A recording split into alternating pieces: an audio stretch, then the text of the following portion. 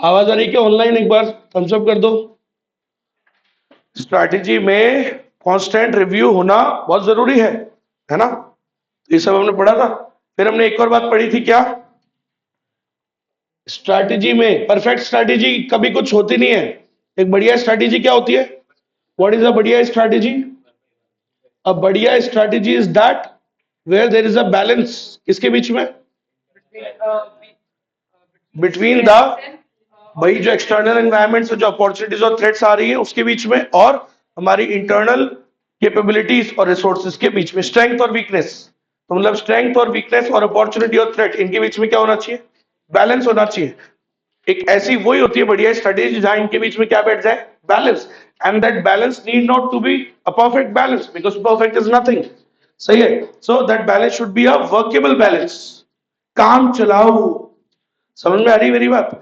आपके माताजी और पिताजी को जब एक साथ लाया गया था, शादी हुई थी उनकी, वो वर्केबल मैच थे। क्या थे वो?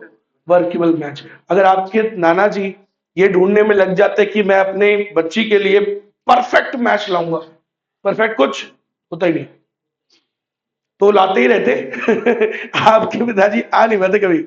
सही बात है, ढूंढते ही रहते। हाँ, फैक्ट है। मैंने कई लोगों को देखा है अपने बच्चों के लिए रिश्ते ढूंढते ही रहते हैं, वो मिलता ही नहीं फिर उनको। क्यों?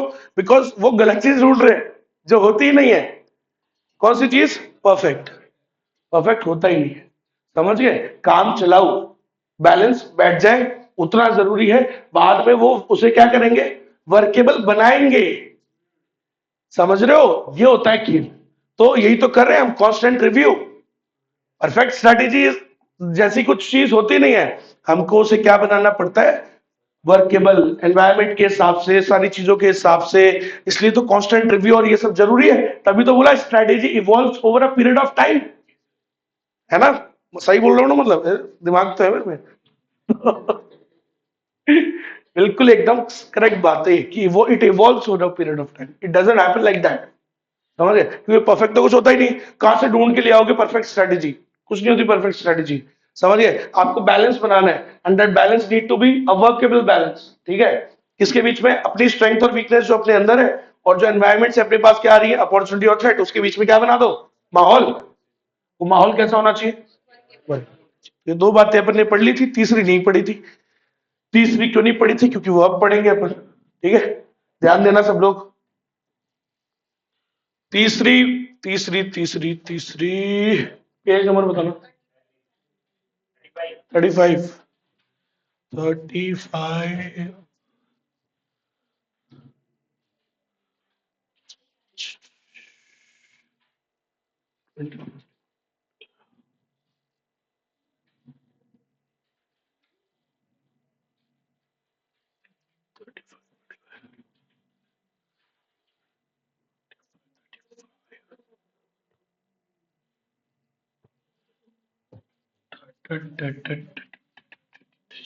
ठीक है भाई, ये टॉपिक पढ़ रहे थे अपन, है ना? मैंने भी आपको एक क्विक रिवीजन दिया कि what are the issues to be considered for strategic analysis. पहला तीन ही है। पहला, strategy evolves over a period of time, दोनों बातें बता देंगे इसमें।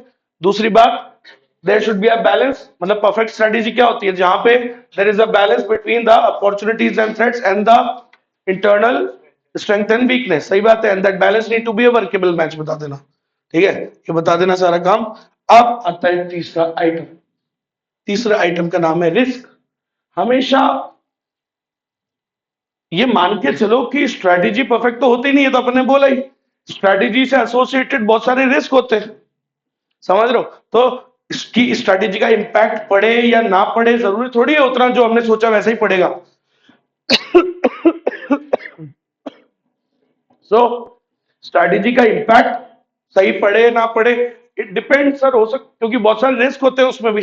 रिस्क किससे रिलेटेड हो सकता है? कुछ कमी अपने से रह जाए, इंटरनल, और हो सकता है कुछ अपन ने तो चलो ठीक बना ली लेकिन एक्सटर्नल एनवायरनमेंट में कुछ हो जाए।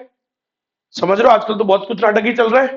कभी क्या चल रहा है, कभी क्या चल रहा है ना। कभी अड़ोसी पड़ोसी देश हमारा नेपाल के कुछ ना कुछ कीड़े हो रहे हैं। समझ रहे हो? कभी उधर वो बांग्लादेश, उसके कुछ चल रहे मामले। समझ रहे हो? इधर वो पाकिस्तान चाइना वो माहौल बना देता है कभी कभार। समझ रहे हो? अब वो फिर अमेरिका, अमेरिका से कभी रिश्ते अच्छे थे, कभी अच्छे गड़बड़ हो गए। देख रहे हो आप, समझ रहे हो मेरी बात? तो ये था पिछले वाले जो ट्रंप का जो कार्यकाल था, उसमें भी had a good term good relationship with Trump. इस साल पता नहीं साले की क्या सनक चढ़ गई है। समझ रहे हो मेरी बात? कौन सा गांजा फूक के बैठा है इस बार, पता नहीं क्या करे जा रहा है, हर दिन कुछ नया कर रहा है भाई, सब मस्ती चढ़ रही है उसको। समझ रहे हो? कुछ ना कुछ, रोज की रोज, रोज की रोज, पता नहीं क्या मर्द, खैर होता भी है, बोलते हैं कि उम्र हो जाती है तो फिर वो क्या हो जाता है, सटिया जाते हैं। तो हो रहा है उसके, वही मामला हो रहा है। समझ रहे हो मेरा? पता नहीं कुछ भी बोलते रहता है, कई बार तो अनशन नॉन वेज बोल देता है कुछ गंदा गंदा। वो एक दो चीज आती है, बाकी नहीं आती, कट जाती है। तो खतरनाक आदमी वो भी है ना। तो मैं यही तो कह रहा हूं, बात को समझो कि आपने जो स्ट्रेटेजी बनाई है ना, उसका इम्पैक्ट करेक्टली पड़ेगा नहीं पड़ेगा, तो उसमें भी बहुत सारे क्या होते हैं, risk, and risk could be associated with you, और it could be associated with external environment. सही है कि नहीं है भाई? वो काम क्यों नहीं हुआ, वो इसलिए हो सकता है कि आपकी वजह से ना हुआ, हो सकता है या एक्सटर्नल कुछ एनवायरनमेंट की वजह से ना हो, उसमें भी तो बदलाव होता रहता है ना। तो रिस्क दो प्रकार के होते हैं, स्ट्रेटेजिक रिस्क। अच्छा, रिस्क क्या होता है? रिस्क यही तो है कि वो बैलेंस नहीं बना पाए अपन। अरे कोई मूवी फेल क्यों हो जाती है? वो बैलेंस नहीं बन पाया। सही है कि नहीं है? है कि नहीं? वो टाइगर श्रॉफ ने गलत पिक्चर चुन ली, अपनी स्ट्रेंथ वीकनेस के हिसाब से नहीं चुनी। समझ रहे हो? वो वाली चुन ली जिसमें एक्टिंग करनी थी। अरे एक्टिंग तो उसका फोटा ही नहीं है। समझ रहे हो मेरी बात? मीम बन जाता है, हर लाइन मुंह से बोलता है बेचारा। सही, वो तो घर पे भी नहीं बोलता होगा मेरे ख्याल से, क्योंकि एक भी वर्ड बोला और बोले मीम बना। समझ रहे हो? मीम के लिए परफेक्ट आदमी है वो। सही कि नहीं? तो वो पता ही है आपको, बने हुए इसके मीम तो शानदार। लेकिन तो होता है कई बार। रिस्क क्या है? स्ट्रेटेजिक रिस्क क्या है? अच्छा, परफेक्ट स्ट्रेटेजी क्या है? चलो बताओ। एक वो मेरे को लिखने का दे दो माहौल कुछ। अरे ये रही। अच्छा बताओ, परफेक्ट स्ट्रेटेजी क्या होती है? मतलब बढ़िया स्ट्रेटेजी। सर परफेक्ट तो कुछ होती नहीं है, मतलब बढ़िया, ठीक ठाक। बढ़िया स्ट्रेटेजी वो होती है जहां पे क्या हो, क्या बनाना होता है? बैलेंस। किसके बीच में? सर बैलेंस बनाना होता है किन दो चीजों के बीच में? स्ट्रेंथ वीकनेस और अपॉर्चुनिटी। और ये कहां से आते हैं? ये अपने अंदर होते हैं, आते कहीं से नहीं है, इंटरनल एनवायरमेंट। सही है। और ये कहां से आते हैं भाई? ये बाहर से आते हैं जब चीजें बदलती हैं, एक्सटर्नल। सही है। अब ये होती है ना बढ़िया स्ट्रेटेजी, अपने को इनके बीच में क्या बनाना है? कौन सा बैलेंस? वर्केबल। अब मेरी बात को समझना अच्छे से। रिस्क क्या होता है? कि ये बैलेंस ना बन पाए, यही तो होता है रिस्क। और क्या होता है? So if someone asks you what is strategic risk, strategic risk is the possibility of imbalance. Balance ना बन पाए, बैलेंस ना बन पाए तो इम्बैलेंस ही बोलते हैं ना। So what is strategic risk? There is a possibility of imbalances between, दोनों के बीच में। आगे बस हम इसी को क्या बोलते हैं? Strategic risk. खत्म। Risk an important aspect of strategic analysis. Sir strategic analysis का एक इंपॉर्टेंट एस्पेक्ट क्या है? कि आपको क्या आइडेंटिफाई करने, ये पोटेंशियल इम्बैलेंस की कहां कुछ गड़बड़ी हो सकती है। हमेशा माइंड में हमेशा क्या लेके चलना है अपने को? बहुत सारे सिचुएशंस बना के चलने चाहिए। समझ रहे हो? जैसे वो सुना है आपने, जैसे ओवर थिंकर्स, ओवर थिंकर्स समझते हो? ओवर थिंकर्स जैसे जो मेरी जोडिएक साइन है Scorpio, we are considered to be great over thinkers. हम अपने दिमाग में सारे पॉसिबल सिनेरियोस बना देते हैं नेगेटिव। क्या क्या नेगेटिव हो सकता है? पॉजिटिव बनाए ना बनाए, नेगेटिव सारे सिनेरियोज हम पहले ही बिल्ड कर लेते हैं अपने दिमाग में। तो हमें अब इसका देखो, नुकसान भी है और इसका फायदा भी है। नुकसान तो बहुत सारे होते हैं, फायदा बताता हूं। फायदा ये होता है कि हम कोई भी बुरी चीज आने से पहले ही हमको पता होता है, क्योंकि we have already seen that in our mind coming. समझ रहे? तो हम we are prepared for it. आप समझ रहे हो ना मेरी बात? क्योंकि वो सिनेरियो हमने तो दिमाग में पहले से ही क्या कर लिया था, पहले इमेजिन कर रखा है, तो कि भाई ऐसे ऐसे भी हो सकता है। तो हमने तो उसके लिए थोड़ी बहुत तैयारी तो हमारी है ही पहले से। समझ गए मेरी बात? तो यही चीज है बिजनेस में करना होता है, कि जो रिस्क हो सकते हैं उसको पहले से कैलकुलेट करके चलो। भाई दिमाग में तो लेके चलो उसको, वो सिनेरियोस को इमेजिन करो, क्या क्या रिस्क हो सकते हैं, क्या क्या पोटेंशियल इम्बैलेंसेस हो सकते हैं उनको, और उनके लिए क्या करके रखो, थोड़ा सा प्लान भी बना के रखो, तो आपकी कभी ज्यादा गड़बड़ी नहीं होगी। सही है कि नहीं? तो हम अपने दिमाग में इतनी पॉसिबिलिटीज बना के चलते हैं। महेंद्र सिंह धोनी क्यों हम बोलते हैं उसकी स्ट्रेटेजी बढ़िया होती थी? उसकी स्ट्रेटेजी में ये तो बहुत इंपॉर्टेंट पार्ट होता था कि आगे क्या क्या गड़बड़ हो सकती है। समझ रहे हो कि भाई उसने एक स्ट्रेटेजी बनाई, हाँ भाई तू ये बॉलिंग करेगा, तू ये करेगा, तू ऐसे बॉल डालेगा, तू उस वाले बैट्समैन को ऐसा करेगा, तुमको प्लान बता दिया।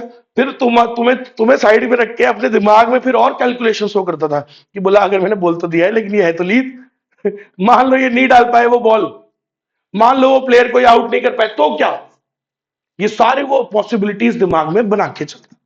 तो इसके लिए भी वो प्लान ऑल्टरनेटिव्स लेके चलता।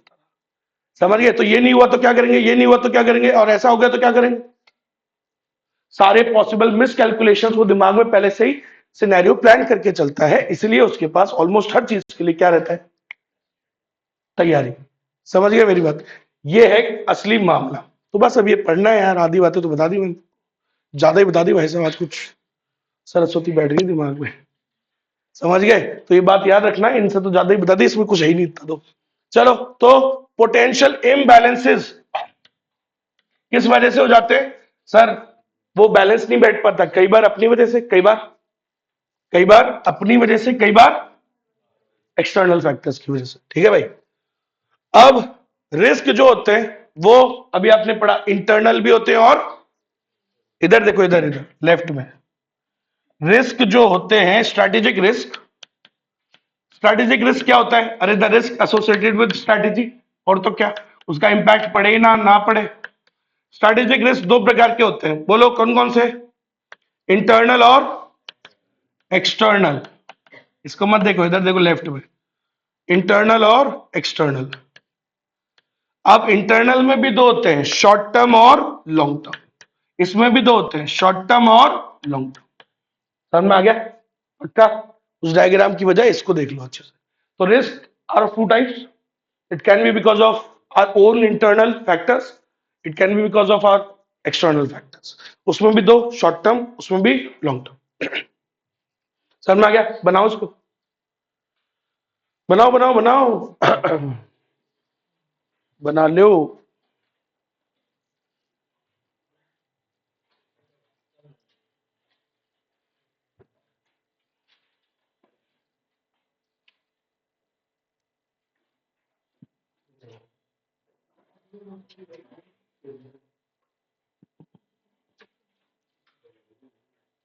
लिखो लिखो, बनाओ चार्ट, बनाओ फटाफट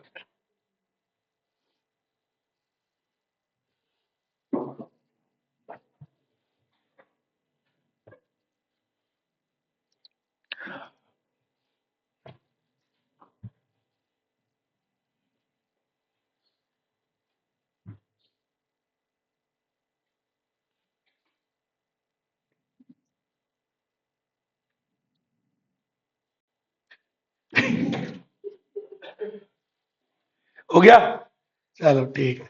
अब देखो, मैं आपको कुछ अभी व्हाट्सएप कर देता हूं और इस पे भी दिखा देता हूं। अब इसके कुछ एग्जाम्पल्स हैं, मैंने कुछ ज्यादा उससे निकाल के, एआई से थोड़े ज्यादा एग्जाम्पल्स निकाल के, ताकि आपको और क्लैरिटी आ जाए। ऐसे में नहीं होता है ही नहीं, है ही नहीं, तो अपन थोड़े ज्यादा एग्जाम्पल्स पढ़ते हैं तो और क्लैरिटी आ जाती है अपने दिमाग में। समझे, तो लिखने के लिए भी मैटर थोड़ा ज्यादा रहता है अपने पास। तो वो मैं अभी आपको सेंड कर देता हूँ। पेन ड्राइव कहाँ गई,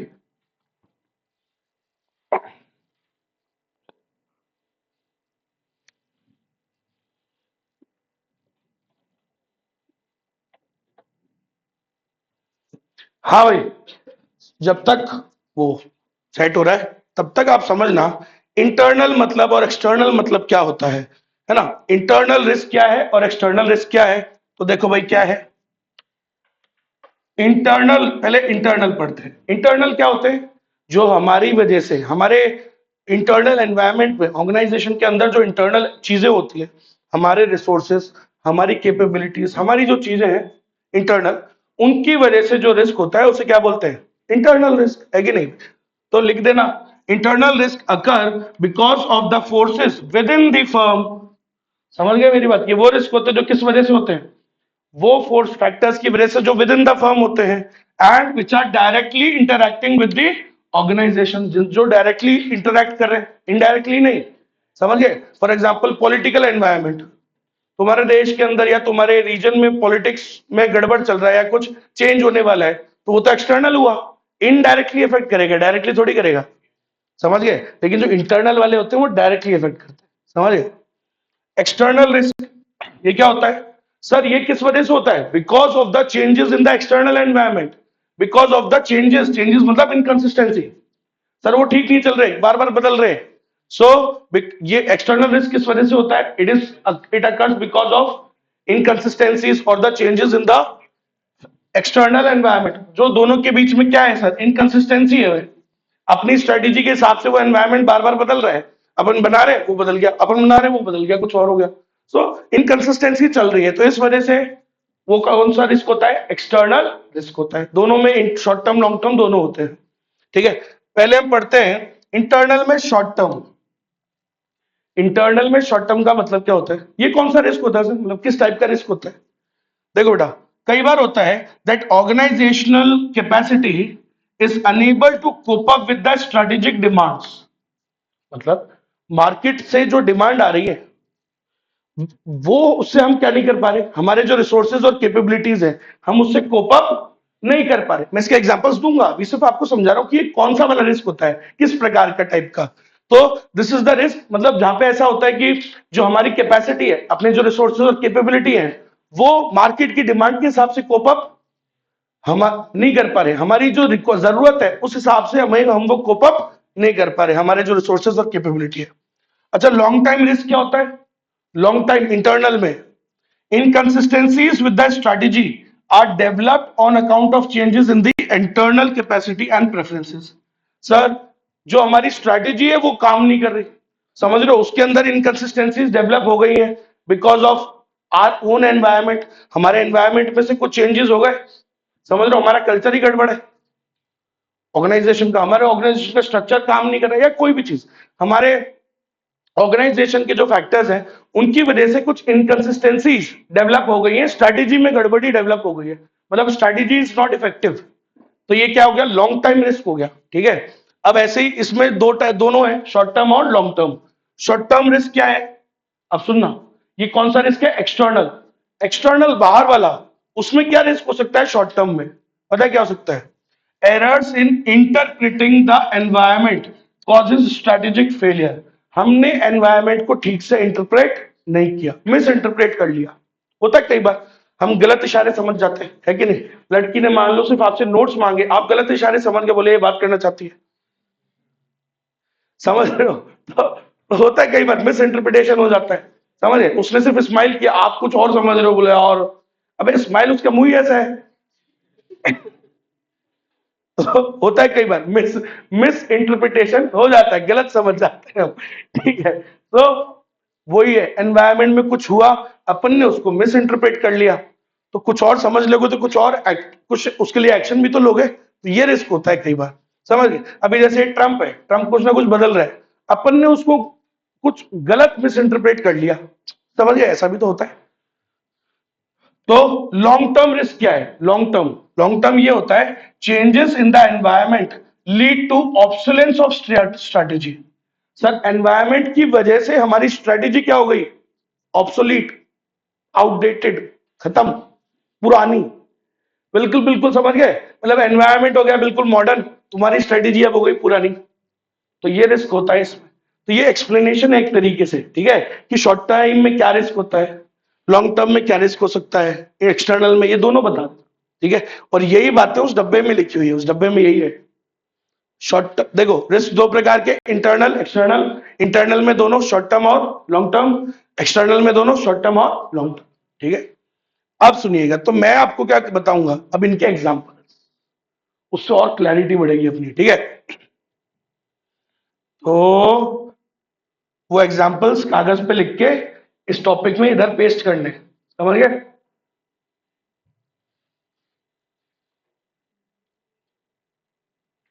इधर आता है पेन ड्राइव, आया ही नहीं,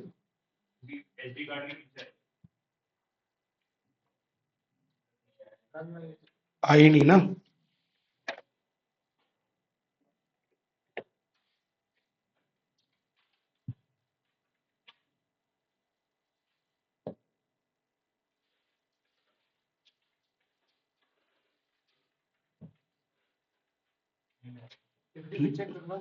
है FTP जो लिखा हुआ है इसमें, नहीं सर, वहां पे वो थर्ड वाला है ना। ये नहीं नहीं, ये तो है, इंटरनेट होता है, इसमें ही आएगा, आएगा तो तीसरा आएगा सर, इन दो के है। इन दो के अलावा तीसरा आएगा। हाँ वही तो, 2 के अलावा तीसरा आएगा।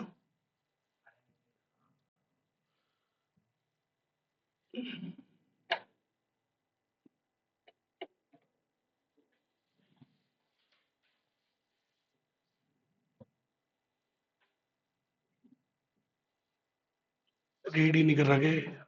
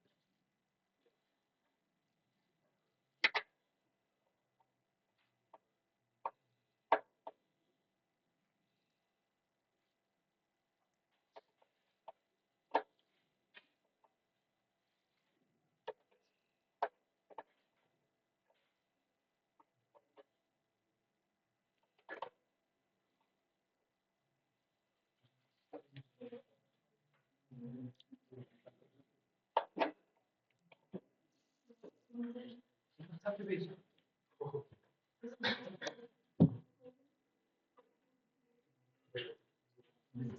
कोई भी नहीं है। तो पीछे की तरफ से डाल दिया भाई, अभी भी नहीं है।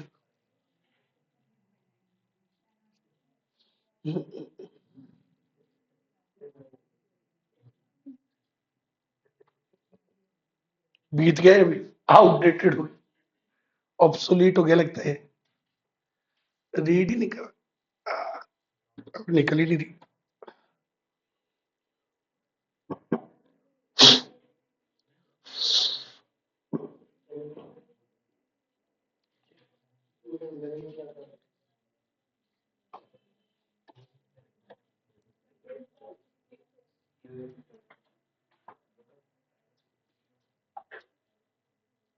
बढ़ना दोस्तों।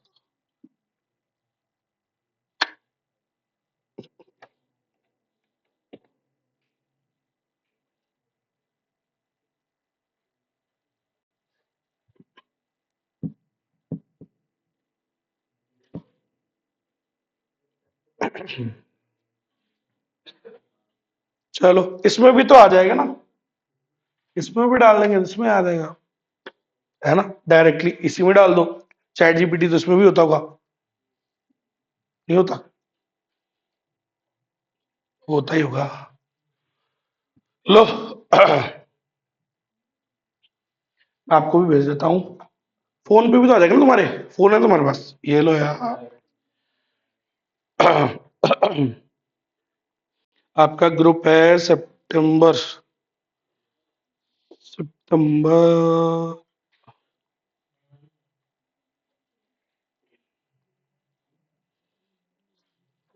ठीक है, ये आ गया आपके ग्रुप पे, सितंबर वाले में आ गया।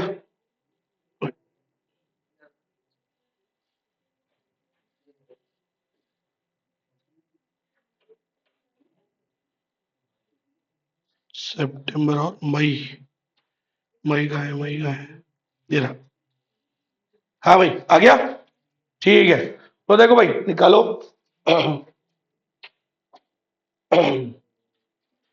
तो एग्जाम्पल्स निकाल लो, एग्जाम्पल्स देखो। तो पहला एग्जाम्पल क्या है, इंटरनल का एक्सटर्नल का, आ गया ना दोनों पे। अच्छा अपडेट नहीं हुआ यार, उसको अपडेट करना है।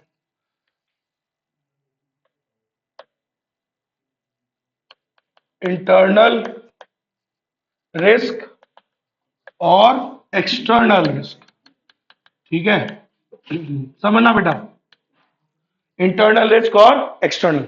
पहले तो आप ये समझो, अभी आप शॉर्ट टर्म लॉन्ग टर्म पे दिमाग मत लगाओ, पहले तो आप इंटरनल और एक्सटर्नल को समझना कि हाँ यार ये होता है, देखो इंटरनल की वजह से, है ना। ठीक है, तो पहला वाला देखो, जो फर्स्ट फोटो है दिख रही है, examples of internal and external risk, दिख रहा है? अरे दिख रहा है क्या? तो उससे सेकंड वाला जो पीडीएफ है वो निकालो, सेकंड पेज, जिसपे सिर्फ इंटरनल है और सिर्फ एक्सटर्नल लिखा हुआ है, कोई शॉर्ट टर्म लॉन्ग टर्म नहीं है। ठीक है, निकाल लिया। अब आप देखो पहले इंटरनल रिस्क का एग्जांपल। इंटरनल रिस्क किस वजह से होता है? अभी पुअर स्ट्रेटेजिक प्लानिंग की वजह से, हमने प्लानिंग ठीक से नहीं करी, तो ये तो अब बाहर एनवायरमेंट में थोड़ी, एक्सटर्नल में थोड़ी गड़बड़ है, अपनी ही गलती है। दूसरा, इनइफेक्टिव लीडरशिप, हमारी लीडरशिप, पहले क्या बोला, फर्स्ट पॉइंट क्या था बताओ, तो तुम बताते जाओ मैं लिखते जाऊंगा थोड़ा थोड़ा। पहला क्या था? Poor strategic planning. सर अपनी अपने ठीक से प्लानिंग ही नहीं करी, वो विजन मिशन और गोल्स ऑब्जेक्टिव्स ठीक से नहीं बनाए, या एनालिसिस ठीक से नहीं किया, कुछ भी हो सकता है। दूसरा, इनइफेक्टिव लीडरशिप, सर हमारी जो लीडरशिप है वही क्या है? इनइफेक्टिव। ये भी इंटरनल रिस्क की तो है यार, आप बताओ भाई, बाहर में थोड़ी कुछ गड़बड़ है, आप ही के अंदर गड़बड़ है फैक्टर्स में। एम्प्लॉय टर्नओवर, सर नौकरी वो एम्प्लॉय छोड़ छोड़ के जा रहे हैं बार बार, समझ रहे हो, काम आते हैं करते हैं फटाफट वक्त जाते हैं, तो कहीं और छोड़ छोड़, टर्नओवर बहुत ज्यादा है, समझ रहे हो। लो मोरल, या उनका मोरल बहुत लो है, डाउन पड़े हुए, डंड बिल्कुल डम्बो है, बिल्कुल डाउन पड़े हुए, डंडू है, समझ रहे, मोटिवेशन नहीं है या इंटरेस्टेड नहीं है काम करने में, लो एनर्जी है, कुछ भी कह सकते हो। ऑपरेशनल इनएफिशिएंसी, ऑपरेशनल मतलब काम करने में इनएफिशिएंट है, वेस्टेज मार देते हैं बहुत ज्यादा, तो यार ये एक्सटर्नल थोड़ी हुआ, ये तो इंटरनली रिस्क है, आप ही के अंदर गड़बड़ियां हैं। लैक ऑफ इनोवेशन, कुछ नया नहीं कर ना करना, समझ रहे हो, बिल्कुल ही ठप पड़ा हुआ है दिमाग, वही पुराने मतलब सिस्टम जैसे चले जा रहे हैं चले जा रहे हैं, वही पुराने। फाइनेंशियल मैनेजमेंट नहीं है, मिसमैनेजमेंट है, हाई रिस्क पे फंड उठा रखे हैं तुमने, ये रिस्क नहीं है क्या? समझ रहे हो, हाई ब्याज पे उठाए हुए, प्राइवेट बैंक से उठाए हुए, बहुत हाई इंटरेस्ट पे, तो बेवकूफी है। फाइनेंस और या जो इन्वेस्टमेंट कर रखा है वो भी गलत जगह कर रखा है, इन्वेस्टमेंट डिसीजंस पढ़े ना अपन ने बीएससी में, तो फाइनेंशियल डिसीजंस इन्वेस्टमेंट डिसीजंस गड़बड़ हो रखे हैं, हाई बोरोइंग कॉस्ट आ रही है तुम्हारी, तो ये रिस्क नहीं है क्या? फाइनेंशियल मिसमैनेजमेंट, तो ये सारे रिस्क होते हैं जो which are associated with your internal factors, तो इसलिए इसको क्या बोलते हैं? इंटरनल रिस्क बोलते हैं, समझिए। अब देखो आप एक्सटर्नल क्या है। एक्सटर्नल सोचो, एक्सटर्नल में क्या क्या हो गया, अपने अंदर गड़बड़ी नहीं है, एनवायरनमेंट में चेंजेस आ रहे हैं, उसकी वजह से इनकंसिस्टेंसी डेवलप हो रही है, हमारी स्ट्रेटेजी काम नहीं कर पा रही, किस वजह से? Because of change in external environment, जैसे कि टेक्नोलॉजिकल चेंज, सर मार्केट में नई टेक्नोलॉजी आ गई, तो यार obviously it makes the your old strategy outdated, वो आपकी स्ट्रेटेजी को आउटडेटेड बना देगी, नई वाली फिर करना पड़ेगा, आपको भी अडॉप्ट करना पड़ेगा। तो technological change, sir technological change, तो सर ये आपकी गलती थोड़ी है, तो एनवायरनमेंट में होता ही रहता है, पढ़ा है अपन ने पेस्टल एनालिसिस, पेस्टल में टी क्या होता है? टेक्नोलॉजी, होता रहता है चेंज। दूसरा, इकोनॉमिक इंस्टेबिलिटी, अरे इकोनॉमिक एनवायरनमेंट कभी एक्सपेंशन कभी कॉन्ट्रैक्शन चलता रहता है, और कहीं जरूर थोड़ी अपने देश से हो रहा है, दूसरे देश से आए इधर आ जाता है, पढ़ा है अपन ने बिजनेस साइकिल में, कंटेजियस होता है नेचर में, ओरिजिनेट कहां पे होता है? कैपिटलिस्ट इकोनॉमीज में, और धीरे धीरे करके पूरी दुनिया को जकड़ लेता है, सही है कि नहीं? पढ़ा है भी हम। सो इकोनॉमिक इनस्टेबिलिटी, आज अगर अमेरिका में रशिया में जिन से हम ट्रेड करते हैं, अगर उधर आएगा तो हमारे यहां भी आएगा फिर रिसेशन, ये भी तो होता है। रेगुलेटरी एंड लीगल चेंजेस, वो ताई जी कभी बार बार कुछ ना कुछ चेंज कर रही है, जीएसटी बार बार चेंज कर रही है, जीएसटी लॉज उसके कंप्लायंस में कुछ ना कुछ चेंजेस करे जा रही है बार बार ही, तो रेगुलेटरी या लीगल चेंजेस,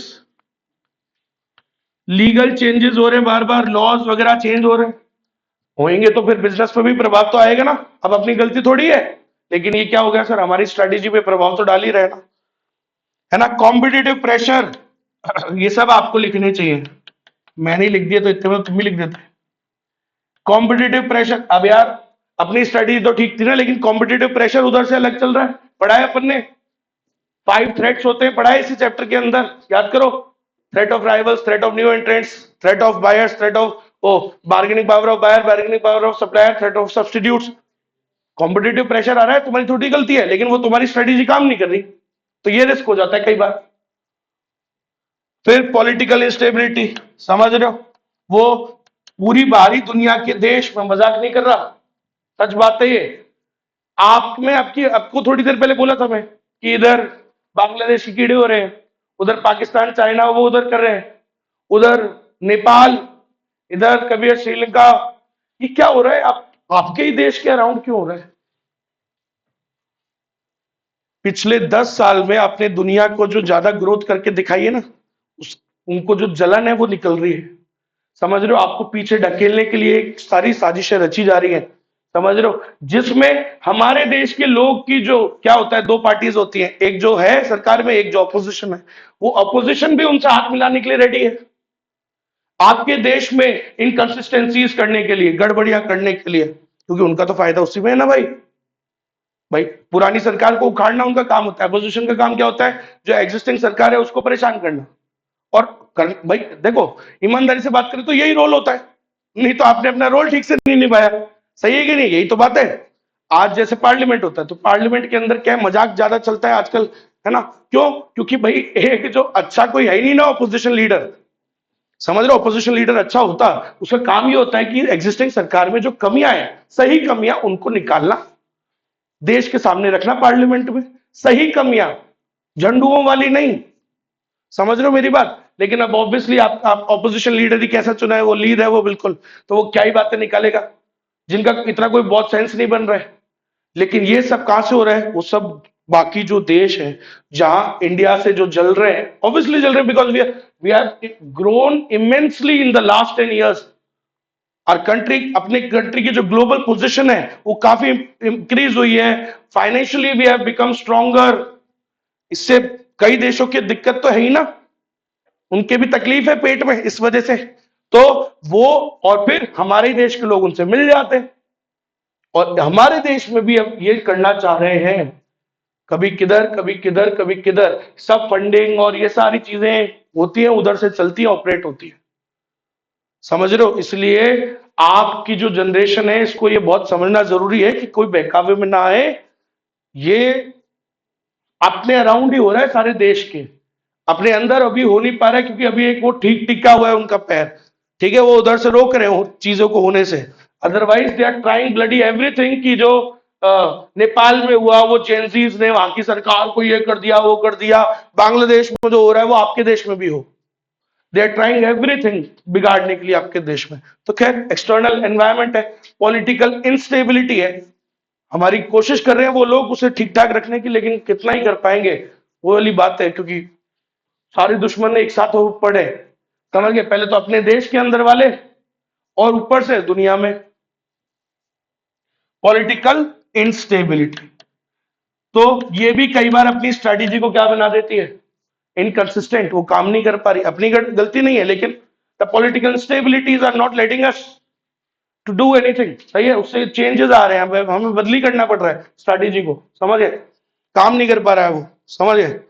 और क्या है? एनवायरमेंटल रिस्क, समाज, socio cultural shifts, social and cultural shifts, अरे it is a big thing यार, आने वाले सालों के बिजनेस इस पे प्रभाव पड़ेगा, समाज ऐसा जैसा बन रहा है, समझ, तो शादियां होंगी नहीं, देख लो आप, पूरा जितना रिलेटेड है, सारा जितना मामला रिलेटेड है, इफेक्ट होगा, बिजनेस, धंधे, समाज में चेंज आ रहा है, कल्चरल शिफ्ट हो रहा है, सोशल चेंज आ रहा है, इफेक्ट तो आएगा ही आएगा, कैसे भी आ सकता है। मैंने हमेशा बोला, change is never a bad thing, किसी के लिए अपॉर्चुनिटी, किसी के लिए, right? It all depends on how you perceive it, ठीक है? सो पॉजिटिव भी आ सकता है, समझ जाए तो।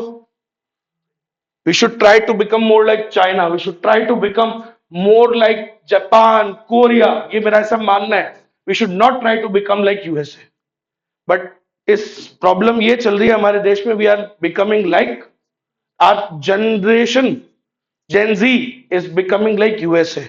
तो यूएसए तो खुद बर्बादी के कगार पे बैठा है, हम उसको फॉलो कर रहे हैं, हमें फॉलो करना चाहिए उन देशों को, समझ रहे हो? चाइना को, रशिया को, ये देश वो हैं जहां पेट्रियोटिज्म है, वैल्यूज है, कल्चर है, समाज है। तो ये सारी चीजें जरूरी होती है एक अच्छे समाज के लिए, एक अच्छे देश को बनने के लिए। समझिए, अब हम अच्छे देश बन तो गए लेकिन अब बिगड़ते जा रहे। तो क्यों? क्योंकि हम we have started following US, instead of that we should follow these countries जो मैं आपको बता रहा हूं।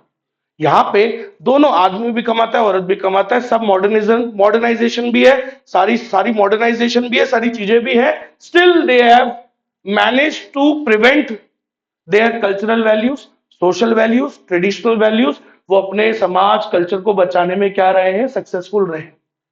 आपको क्या लगता है आपके देश में है क्या टेक्नोलॉजी? रशिया में थोड़ी होगी टेक्नोलॉजी, रशिया में नहीं है, रशिया में नहीं है सोशल मीडिया और ये सब है, तुमसे ज्यादा है, और उनकी टेक्नोलॉजी तो तुमसे भी तगड़ी है। फिर भी they have manage to prevent their culture, their traditions, their sports, their generations.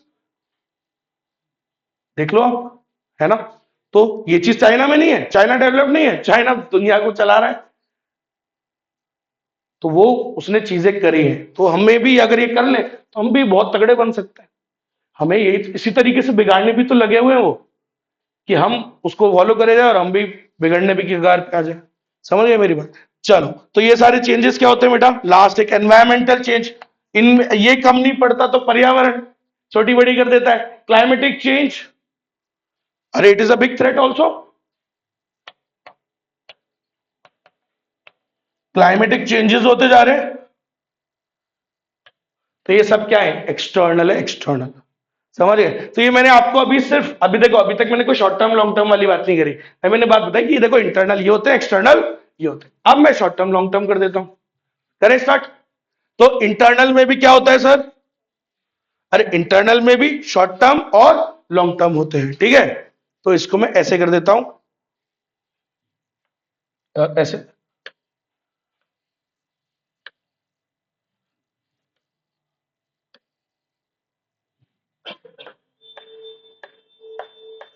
तो शॉर्ट टर्म और लॉन्ग टर्म। अब वो शॉर्ट टर्म लॉन्ग टर्म वाला पीडीएफ निकाल लो, अब शॉर्ट टर्म लॉन्ग टर्म वाला निकाल लो।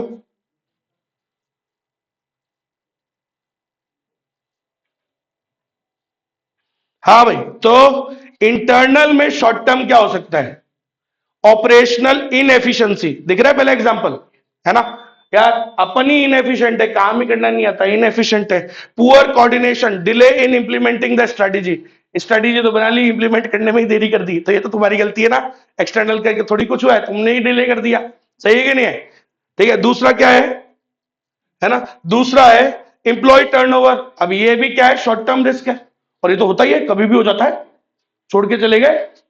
रेस्टोरेंट बिजनेस, सैटरडे संडे को ज्यादा भीड़ आती है, मेन वाले दो शेफ नहीं आए, समझ रहे हो? छुट्टी मार गए, एक ने बहाना मार दिया मेरी सास बीमार है, एक ने एक्चुअली सास को मार दिया। कुछ भी हो सकता है। अब तुम्हारी तो लंका लगी ना सैटरडे संडे की, एम्प्लॉय टर्नओवर, कुछ भी हो सकता है। समझ रहे? So all these are short term. Budget overruns, अरे बजट एक्सीड कर गया यार, जरूरत जितनी थी वो बजट उससे ऊपर चला गया, तो ये तो तुम्हारी गलती है ना। पुअर कम्युनिकेशन, सही है, बिटवीन द डिपार्टमेंट्स, ये क्या है? शॉर्ट टर्म रिस्क है। अच्छा, ये गलती किसकी है? इंटरनल, इंटरनल फैक्टर्स की वजह से हो रहा है ना। कोऑर्डिनेशन तो तुम ही सेटअप नहीं कर पा रहे। IT system failure, information failures होते रहते हैं, information systems, IT information technology गड़बड़ हो गया, सिस्टम वो सर्वर नहीं चल रहा, ये नहीं चल रहा, वो नहीं चल रहा, ये लो हो गया ना। तो ये सब क्या है? शॉर्ट टर्म रिस्क होते हैं। तो स्ट्रेटेजिक रिस्क में दो होते हैं, इंटरनल एक्सटर्नल। इंटरनल में दो, short term long term. Short term वाले ये होते हैं, ठीक है? लॉन्ग टर्म रिस्क क्या है? अब सोचो, long term, weak organisation culture, आपके ऑर्गेनाइजेशन का कल्चर ही वीक है। ये, अब देखो ये लॉन्ग टर्म क्यों बोला? क्योंकि कल्चर ना कोई शॉर्ट टर्म चीज नहीं है कि वो सिस्टम तुम्हारा सर्वर नहीं चल रहा 2 दिन में ठीक हो जाएगा। Culture, it takes long time to develop a good culture, और बिगड़ने में और बनने में दोनों में क्या लगता है? समय लगता है। तो तुम्हारा वो कल्चर ही गड़बड़ है, तो लॉन्ग टर्म रिस्क ही तो हुआ। दूसरा, poor leadership decisions, leadership decisions poor है, ये भी लॉन्ग टर्म रिस्क है, क्योंकि प्रभाव तो लॉन्ग टर्म में ही पड़ेगा। लैक ऑफ सक्सेशन प्लानिंग, ठीक है, आगे क्या लिखा है? सक्सेशन मतलब आगे कौन इसको सक्सीड करेगा, होता है कई बार कोई फ्यूचर कौन आएगा इसका फ्यूचर में, कौन बनेगा, आप समझ रहे हो, ये भी बड़ा होता है। No future leaders are prepared for key roles. सही बात है, यही तो है कांग्रेस में प्रॉब्लम। क्या है, यही प्रॉब्लम है, सक्सेशन कौन करेगा, क्योंकि जो है वो तो है झंडू, और आगे वाले पता नहीं कौन की रोल्स परफॉर्म करेगा, तो बड़ी प्रॉब्लम है। इसलिए वो जो लोग उससे एसोसिएटेड थे वो धीरे धीरे करके निकलते जा रहे हैं, क्योंकि they have a big question mark in their mind कि यार फ्यूचर में क्या होगा इनका। सही है। उसके बाद next, R&D under investment, research and development. Research and development under investment करना था, ज्यादा करा ही नहीं आपने उतना है। आपने इनोवेशन को निग्लेक्ट कर दिया, ज्यादा कंजूसाई करने के चक्कर में, पैसे बचाने के चक्कर में रिसर्च एंड डेवलपमेंट नहीं करा। लग जाएगी लंका लॉन्ग टर्म में, लगी गई उसकी बजाज की शॉर्ट लॉन्ग टर्म रिस्क। समझ गए, खुद की गलती की वजह से, दूसरे की नहीं, खुद की। समझ गए। और फिर इनएफिशिएंट रिसोर्स एलोकेशन, ठीक से एलोकेशन रिसोर्स को, एलोकेशन ऑफ रिसोर्सेज किया ही नहीं, ठीक से बांटा ही नहीं, जहां जरूरत था वहां दिया नहीं, जहां जरूरत नहीं थी वहां ज्यादा दे दिया, तो ये भी होता है गड़बड़, तो ये रिस्क भी होते हैं। अपने बहुत सारे बिजनेस हैं जिन पे ज्यादा सेल लगाना था, वो पढ़ा है ना अपन ने, वो एक वो था बीसीजी मॉडल, याद है, BCG matrix, question mark category, star category, dog category, और वो कैश काउ लगाना था, उस पे क्या क्वेश्चन मार्क पे ज्यादा डॉग्स के अंदर इन्वेस्ट कर दिया, तो होता है कई बार। तो ये होते हैं इंटरनल वाले, शॉर्ट टर्म और लॉन्ग टर्म। अब आ जाओ इधर, अब मैं इसके एक्सटर्नल के बताऊंगा आपको। एक्सटर्नल के रिस्क क्या होते हैं सर, इसमें भी दो होते हैं, शॉर्ट टर्म और लॉन्ग टर्म। एक्सटर्नल वाले, एक बात बताओ, एक्सटर्नल रिस्क ज्यादातर हमारे कंट्रोल में नहीं होते, है ना भाई, वो तो बाहर के फैक्टर्स में चेंजेस आ रहे हैं ना, तो उनपे तो अपना ज्यादा बस नहीं चलता, they are beyond our control, ऐसा कह सकता हूं। इंटरनल वालों को थोड़ा बहुत अपन क्या कर सकते हैं, we can try to correct them, उन्हें ठीक करने की कोशिश कर सकते हैं। सही है। अगर वीक इंप्लीमेंटेशन है तो वो ठीक कर सकते हो, डिले करते हो तो वो ठीक कर सकते हो, आपकी अगर ऑपरेशनल इनएफिशिएंसीज है उसे ठीक कर सकते हो। सही है कि नहीं है। लेकिन एक्सटर्नल वाले में अपन ज्यादा कुछ ठीक नहीं कर सकते, वो हमारे बियॉन्ड द कंट्रोल, वो अपने बस की नहीं है ना यार, वो आउटसाइड द फैक्टर्स है, आउटसाइड द ऑर्गेनाइजेशन के फैक्टर्स है, उन पे अपना बस थोड़ी चलता है। सही है कि नहीं। अब ये नहीं चल रहा तो नहीं चल रहा भाई, मैं क्या कर दूं, समझ गए ना आप, वो नहीं चल रही ना पेन ड्राइव, वो मेरे बस की बात नहीं है ना। सही है कि नहीं है। मैं उन्हीं चीजों को कंट्रोल कर सकता हूं, ठीक कर सकता हूं जो मेरे अंदर हो रहे हैं, बाकी चीज का मेरे कंट्रोल नहीं है। चलो, तो एक्सटर्नल में दो पढ़ते हैं, शॉर्ट टर्म और लॉन्ग टर्म। तो शॉर्ट टर्म और लॉन्ग टर्म, अभी हो जाता वो इधर तो अच्छे से बन जाता वीडियो। अभी तो क्योंकि तुम्हारे पास तो फोन है, अब आगे फ्यूचर के लिए मैं इसको यूज ज्यादा नहीं कर पाऊंगा, क्यों, सामने नहीं है ना एग्जाम्पल, ऐसा बोल रहे हैं वो, ठीक है चलो, सामने होता है तो उसका तो इफेक्ट अच्छा होता है। हाँ भाई, तो एक्सटर्नल में क्या है, शॉर्ट टर्म देखो, शॉर्ट टर्म एग्जाम्पल पहला वाला, सडन मार्केट कॉम्पिटिशन, सडन अचानक से नया कॉम्पिटिशन आ गया, कोई नई कंपनी आ गई, अब तो तुम्हारे को चेंज करना पड़ेगा स्ट्रेटेजी, ठीक है नहीं, है ना। रेगुलेटरी चेंजेस, वही सरकार ने कुछ चेंज कर दिया, कोई नया कानून आ गया भाई साहब, अचानक से आ गया, मतलब we were not prepared for it, तो अब आपको तो करना पड़ जाएगा चेंज। सप्लाई चेन डिसरप्शन, आगे से मटेरियल नहीं आ रहा भाई, वो लड़ लिए वो अमेरिका और वो आ नहीं रहा, आगे से माल नहीं आ रहा है, समझ रहे हो ना मेरी बात। चाइना या मान लो वो नाराज हो गया, कुछ भी कोल्ड वॉर कुछ भी चालू हो जाता है, मटेरियल नहीं आ रहा, तो ये भी क्या है, सप्लाई चेन में प्रॉब्लम हो गई ना, इनपुट से नहीं आ रहे, समझ गया मेरी बात। तो ये क्या है, एक्सटर्नल शॉर्ट टर्म वाला रिस्क, ठीक है। इकोनॉमिक डाउनटर्न, वही शॉर्ट टर्म इन्फ्लेशन आ गई, अचानक से आ जाता है मार्केट में, कुछ भी हो जाता है। रेपुटेशन क्राइसिस, वो नेगेटिव मीडिया, समझ गया, मीडिया है वो चल गया तो चल गया, तुम्हारी कोई बात पकड़ ली, कोई पुराना कोई वीडियो मिल गया, होता रहता, चला दिया, आजकल तो बहुत चल रहा है, ये भी एक बहुत तगड़ा चीज है। अच्छा, ये तो शॉर्ट टर्म है। अब लॉन्ग टर्म की बात करते हैं। लॉन्ग टर्म रिस्क क्या है, external, technological disruption, sir industry में इनोवेशन हो गई, अब आप it made your technology outdated, तुम्हारी स्ट्रेटेजी भी आउटडेटेड हो गई, और तुम्हें बदलाव करना पड़ेगा, मोटा खर्चा है और लॉन्ग टर्म है। इंडस्ट्री में इनोवेशन होते रहते हैं। Global market shift, global market shift हो रहे हैं, समझ लो, पहले तो अपने पास बहुत आ रहा था धंधा, अब आ नहीं रहा है, ये भी है, डिमांड अब कहीं और जा रही है, कुछ और देशों की तरफ शिफ्ट हो रहा है, समझिए मेरी बात। सो लाइक वो है ना, पहले तो इंडिया में आ रही थी ज्यादा कंपनीज, अभी फिर क्या हो जाता है, दूसरे देशों में चल जाती है ना, वो है ना, क्या नाम है यार, इंडोनेशिया है, और एक और वो क्या नाम है, मनीला है ना, मनीला है, फिलीपींस, मतलब फिलीपींस है, तो ये इन देशों में ज्यादा जा रहे हैं आजकल, क्योंकि वहां पे स्किल्ड लेबर ज्यादा है। लेबर हमारे यहाँ ज्यादा है, हमारे अनस्किल्ड ज्यादा है, उधर स्किल्ड ज्यादा है, समझिए। सो ज्यादातर जो एमएनसीज वगैरह हैं, दे आर शिफ्टिंग देयर, समझिए ये है। उसके बाद कहां गए। क्लाइमेटिक चेंज, ये भी लॉन्ग टर्म है। इसको होने में भी टाइम लगता है, ठीक होने में भी टाइम लगता है, बिगड़ने में भी टाइम लगता है, लेकिन ये हो रहा है चेंज। इसकी वजह से अपने लॉन्ग टर्म क्या होंगे, ये लॉन्ग टर्म रिस्क है। समझ आई मेरी बात। जियो पॉलिटिकल इंस्टेबिलिटी, अरे वही ट्रेड बैरियर्स, किससे लड़ रहे हैं किससे नहीं लड़ रहे हैं, कभी कनाडा से चल रहे हैं, कभी किसी से क्या चल रहा है, वो हमारे ऊपर बैरियर बढ़ा रहा है। वो 500% बढ़ा दिया अभी, वो परसों डोकरा, क्या नाम है, ट्रम्प। इफेक्ट नहीं आएगा क्या, आता है, समझ गए। ये ट्रेड बैरियर्स लगाना हटाना ये चल रहा है। इंग्लैंड के साथ थोड़ा ठीक हो गया अपना, यूके के साथ उधर गड़बड़ हो गया, चलता रहता है।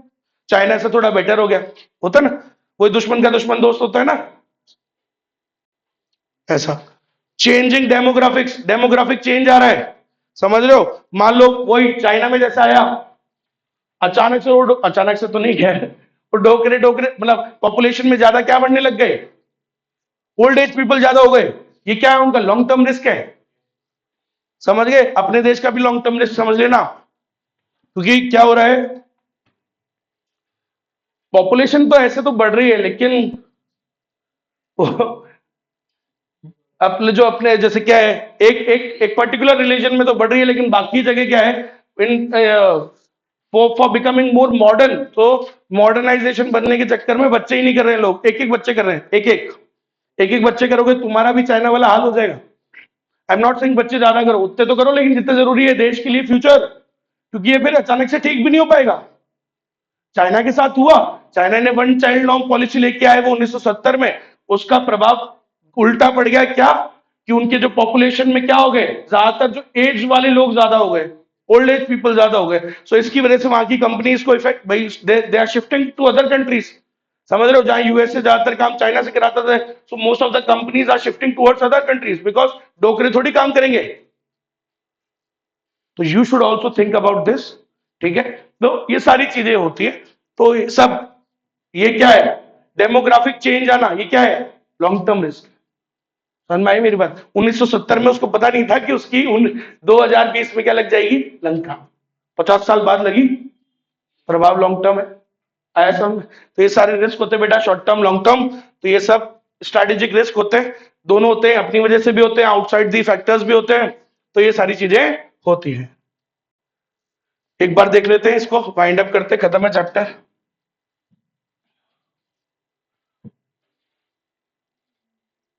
तो ये सब पढ़ा दिया मैंने, सारे एग्जांपल डाल दोगे तो इससे ज्यादा हो जाएगा तुम्हारा एक्सप्लेनेशन, बढ़िया, समझ गए। चलो, तो एक ये पढ़ लो, स्ट्रैटेजी आइडेंटिफिकेशन एंड सिलेक्शन। तो सर कैसे होता है, कुछ नहीं है सर, पहले बहुत सारे स्ट्रैटेजिक ऑल्टरनेटिव चूज कैसे करते हैं, बढ़िया स्ट्रैटेजी। सर पहले बहुत सारी स्ट्रैटेजी क्या करते हैं, ऑल्टरनेटिव्स को आइडेंटिफाई करते हैं, फिर उनमें से एक को सिलेक्ट करते हैं, फिर उस पर इंप्लीमेंट करते हैं, फिर उसको रिव्यू करते रहते हैं, और ये चलता रहता है, यही कहानी। यही तो होता है स्ट्रैटेजी, ऐसी तो है।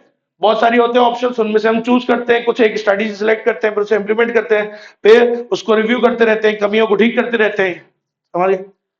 तो ये हो गया आपका चैप्टर, सारे बहुत सारे, ये सब क्या दे रखा है, list of analysis that a business undertakes to plan a strategy. Strategy बनाने से पहले कौन कौन से एनालिसिस करने चाहिए, सारे वो नाम डाल दो।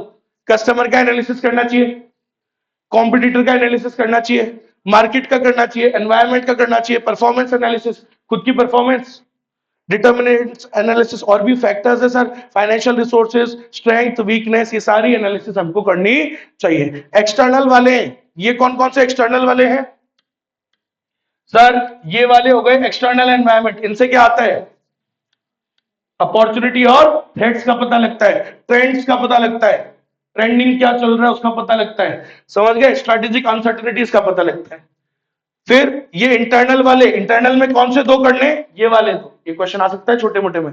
इंटरनल में कौन से दो एनालिसिस करने, खुद की परफॉर्मेंस एनालिसिस और ये खुद के डिटर्मिनेंट्स का एनालिसिस। एक्सटर्नल में कौन कौन से एनालिसिस करने, चार, CCME, competitor, customer, market, environment. चार एनालिसिस कहां करते हैं, एक्सटर्नल में, और ये वाले दो का करते हैं इंटरनल में। इनको करने से क्या पता लगेगा, स्ट्रेंथ और वीकनेस का पता लगेगा, अपने अंदर क्या प्रॉब्लम्स है उनको उनका पता लगेगा, तो उसको ठीक करेंगे हम। सर मैं क्या, अरे बोले परफॉर्मेंस चेक करने के लिए क्या करोगे, अरे प्रॉफिटेबिलिटी रेशियोज निकालोगे, sales, customer satisfaction, product quality, ये सब समझिए। खुद के फैक्टर्स में क्या देखोगे, sir past and current strategy, ठीक है, पहले स्ट्रेटेजी कैसी थी, अभी कैसी स्ट्रेटेजी है, ऑर्गेनाइजेशन की कैपेबिलिटीज, हमारे फाइनेंशियल रिसोर्सेज, स्ट्रेंथ, वीकनेस, ये सब। चैप्टर समाप्त। इसी के साथ 4 चैप्टर्स खत्म हो चुके हैं और अब लास्ट चैप्टर की तरफ हम प्रस्थान करेंगे अगली क्लास में, ठीक है। तो बस खत्म हो चुका है अपना मामला, लास्ट चैप्टर है, अच्छे से पढ़ेंगे।